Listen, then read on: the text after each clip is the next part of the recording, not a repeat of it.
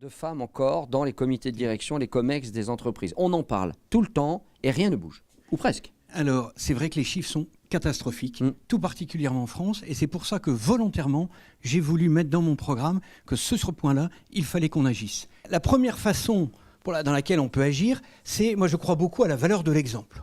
La valeur de l'exemple, et donc c'est 3 actions ou 3 engagements sur lesquels j'ai voulu bouger les lignes.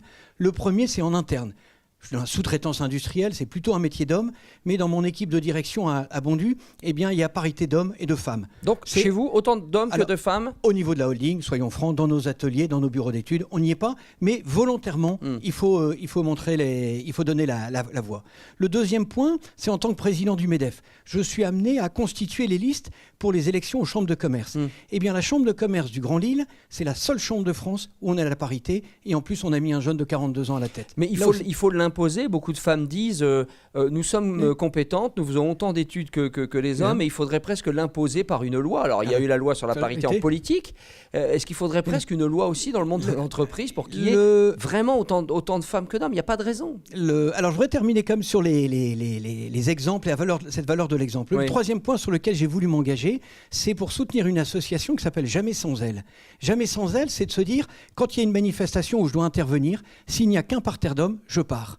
Et donc, j'ai signé cet appel du mouvement Jamais sans elle. Vous, président du MEDEF, demain, vous nous promettez que vraiment ça va être un de vos combats? Moi, je l'ai inscrit, j'ai signé cet appel, j'essaye de le mettre en place dans mes entreprises. C'est pas toujours facile.